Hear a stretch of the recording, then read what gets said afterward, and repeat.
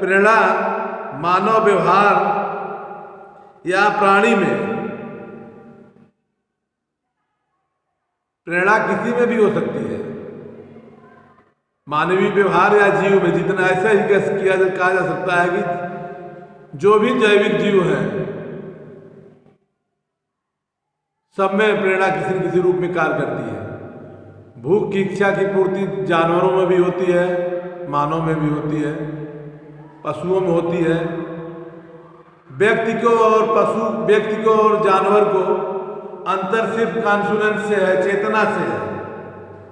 चेतना ही व्यक्ति को और जानवर को अंतर कराती है, बाकी सारी चीजें एक ही हैं।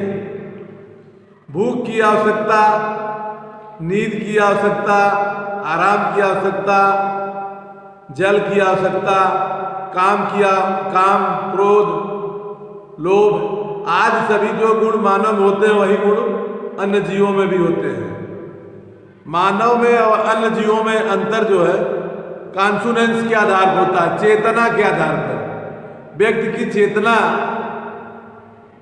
उसको व्यक्ति बनाता है और पशुओं की अपेक्षा उसको भिन्न बनाता है, बाकी चीजें सेम है। इसके बाद हम देखते हैं अभिप्रेरणा आंतरिक संतुलन का एक सफल माध्यम होता है। प्राणी के शरीर में कुछ ऐसी रचनाएं हैं जिसमें अंग प्रत्यंग आदि पाई जाती हैं, जिसमें दैहिक संतुलन बना रहता है।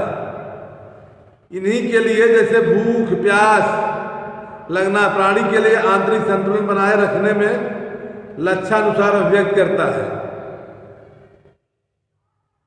कुछ जीव ऐसे होते हैं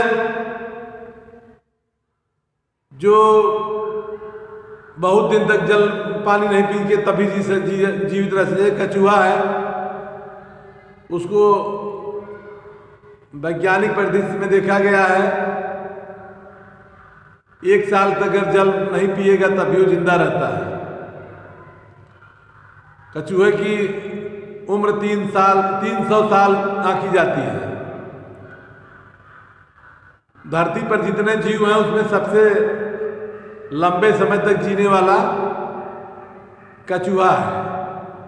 वो भी, उसमें भी मोटिवेशन होती रहती है।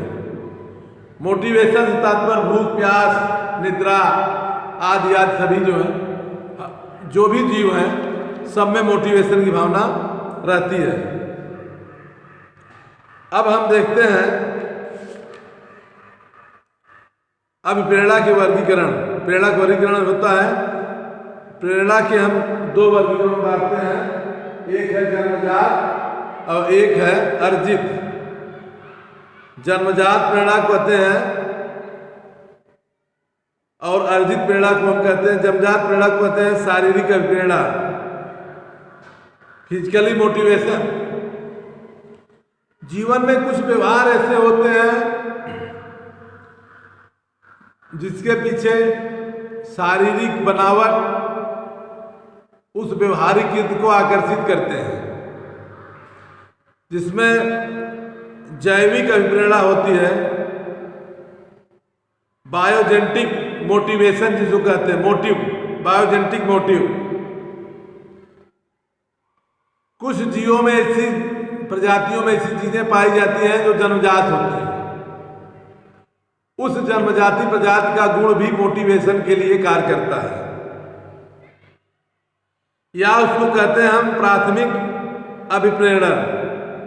अभिप्रेरक,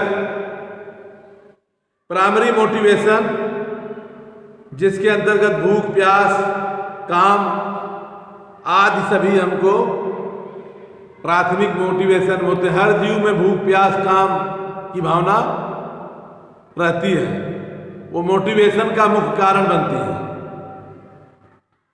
सेकेंडरी मोटिवेशन में हम देखते हैं जिज्ञासा, आकांक्षा, जीवन का लक्ष्य, लाइफ का एम, मानवीय गुण में होता है लाइफ एम, जीवन जीने का क्या लक्ष्य हमारा होगा, जीवन जीने का क्या उद्देश्य होगा। ये सारी चीजें व्यक्ति अपने सामाजिक गुणों को, सामाजिक मूल्यों को के आधार पर सीखता है। इसके बाद हम देखते हैं सामाजिक अभिप्रेरण, सोशल मोटिवेशन। ध्यान दीजिए, मोटिवेशन 3 प्रकार के हैं।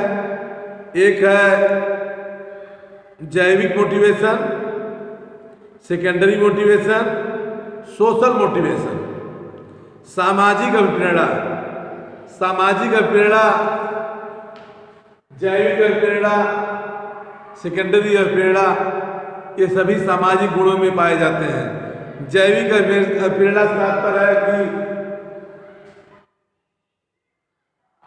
बायोजेनेटिक मोटिव जिसको कहते हैं, ये फिजिकली होता है, शारीरिक रूप से बनावट जैसी है, आकर्षण होता है, मेल फीमेल का आकर्षण जो है, ये मोटिवेशन ये जेनेटिक है, ये बायोजेनेटिक है। मेल का शारीरिक बनावट, फीमेल का शारीरिक बनावट, फीमेल को शारीरिक बनावट के आधार पर मेल का आकर्षण, ये सब मोटिवेशन शारीरिक होते हैं। शारीरिक बनावट, एक्टिविटीज, गतिविधियां, ये सभी मोटिवेशन कारण है।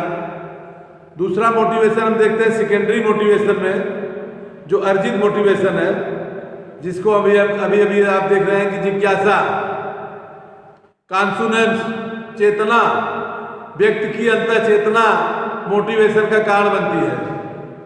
मोटिवेशन में कॉन्सोनेंस में सामाजिक चेतना, व्यक्ति की पर्सनल कॉन्सोनेंस, पर्सनल चेतना, अंतःक्रिया, व्यवहार आदि सभी जो है उसके कारण बनते हैं। ये भी मुख्य कारण है। तीसरा कारण हम देखते हैं, प्रेरणा का तीसरा स्रोत, मोटिवेशन का तीसरा कारण हम देखते हैं सोशल मोटिवेशन, सामाजिक प्रेरणा। सामाजिक प्रेरणा के अंतर्गत हम देखते हैं, अच्छा जैविक प्रेरणा के अंतर्गत पहले तीनों को हम डिस्कस कर लेते हैं। जैविक प्रेरणा जो है,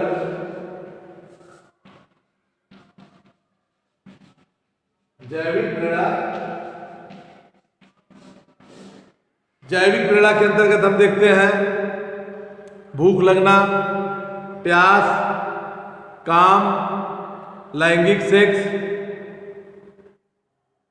और इसके बाद निद्रा, दर्द का परिहार, ये आदि सभी जो है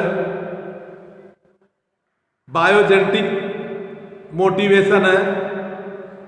भूख लगना, व्यक्ति की भूख का स्थायी उद्यापन, ये सभी जो है इसी के रूप है, जिसके अंतर्गत हम प्यास कहते हैं। प्यास भी है, एक मनोवैज्ञानिक कारण भी है, इसके लिए रिसर्च किए गए। प्यास लगने पर व्यक्ति का मुंह में सूखना प्यास का लक्षण है।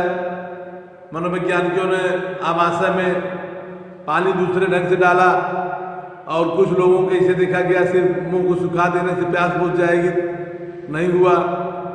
उसके अपेक्षा आमाशय में प्यास, आमाशय अंतर, शारीरिक अंतर चेतना से, शारीरिक नीड, शारीरिक आवश्यकता से ही पाई जाती है। जैव रासायनिक कारण में अंतर्गत जिसको हम देखें कि पुरुषों में, महिलाओं में लैंगिक हार्मोन्स के कारण भी मोटिवेशन होते हैं। जिसका जैसा लैंगिक हार्मोन्स है उसी ढंग से सेक्स के लिए उसकी जो है भावनाएं मोटिवेशन करती हैं। सेक्स की भावनाएं एक प्रकार से हम देख सकते हैं लैंगिक हार्मोन्स के आधार पर होती हैं। मानव जीवन में जो सेक्स की भावनाएं हैं लैंगिक हार्मोन्स के आधार पर होती हैं। कुछ मानव उसी समाज, उसी परिस्थितियों में, उसी व्यवस्थाओं में रहते हैं, सेक्स की भावना कम होगी, और कुछ लोगों में सेक्स की भावना अधिक होगी। मेल फीमेल दोनों में देखा गया है। इस तरह से कहा जा सकता है कि लैंगिक हार्मोन्स हैं। और इसके बाद हम देखते हैं तीव्र निद्रा आना, कितने लोगों को नाक बजना, ये भी उसी का कारण है। सामाजिक अभिप्रेरणा के अंतर्गत हम देखते हैं संबंध, एफिलेशन, समाज का जो संबंध है एक दूसरे का, इंटर रिलेशनशिप, सामाजिक संबंधों में लोगों का इंटर रिलेशनशिप, आंतरिक संबंध भी प्रेरणा का कारण बनता है। आंतरिक संबंध में सुख की आंतरिक संबंध, दुख का आंतरिक संबंध, लव का, प्रेम का आंतरिक संबंध, ये सभी प्रेरणा के कारक बनते हैं। ये भी प्रेरणा के मोटिवेशन के भी कारक हैं। इसको एफिलेशन कहते हैं, संबद्धता, आपसी संबंध, इंटर रिलेशनशिप। दूसरा हम देखते हैं कि अनुमोदन, अप्रूवल, समाज जिसकी मान्यता देता है। मानव जीवन के कुछ व्यवहार ऐसे हैं जिसको सामाजिक मान्यता मिल जाती है, जैसे विवाह का संबंध, प्रेम का संबंध, सामाजिक समरसता का संबंध, ये सभी समाज को अप्रूव करता है, समाज को मान्यता देता है। बैठने उठने का संबंध, ये सभी समाज जिसको मान्यता देता है उसको अप्रूवल कहते हैं। सामाजिक, सोशल अप्रूवल, सामाजिक अनुमोदन। सामाजिक अनुमोदन भी मोटिवेशन का मुख्य कारण है।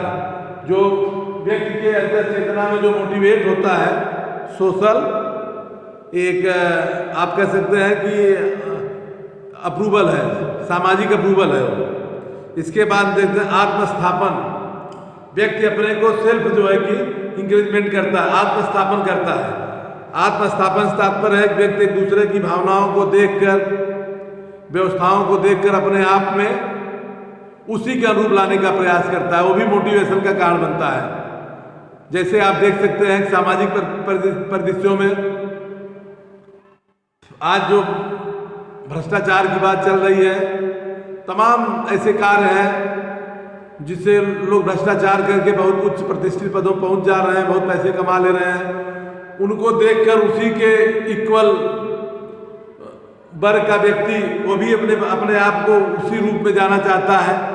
तो ये भी जो है कि प्रेरणा के लिए, कौन सी प्रेरणा, अब कह सकते हैं आप जो है कि करप्शन, भ्रष्टाचार की जो प्रेरणा है वो भी समाज की आत्मस्थापन से होती है। उपलब्धियां, अचीवमेंट, समाज में लोग प्राप्त करते हैं, कुछ प्राप्त करने की इच्छाएं होती हैं, वह इच्छा व्यक्ति को मोटिवेशन करता है। इच्छाएं जो है अनंत होती है, व्यक्ति की इच्छाएं अनंत, अचीवमेंट, प्राप्त करने का उपलब्धियों में जैसे कि यश की उपलब्धि, यश कीर्ति हम प्राप्त करेंगे, उसके लिए आदमी मोटिवेशन रहता है।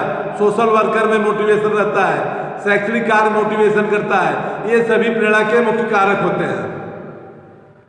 और इसके बाद हम देखते हैं कि व्यक्तिगत मोटिवेशन में जिज्ञासा है, चेतना है। अब जिज्ञासा को तभी आपके सामने ही बताया गया, जिज्ञासा जो है व्यक्ति के अंतः भावना को जागृत करती है। किसी बात को व्यक्ति अंदर सोचता है, मैंसीरिया अपने मानसिक आशय में सोचता है, अच्छाई या बुराई को, उसी के अनुरूप कार्य करने की प्रवृत्ति रखता है, वो भी जिज्ञासा है, चेतना है। इस तरह से हम कह सकते हैं कि प्रेरणा के लिए, मोटिवेशन के लिए 3 कारक हैं। पहला है जैविक कारण है, दूसरा जो है कि लर्निंग प्रोसेस से है, सीखते हैं लोग, और तीसरा है social process, biogenetic process, learning process and social process. ये 3 तरीके से मोटिवेशन, सोशल मोटिवेशन होता है। Thank you.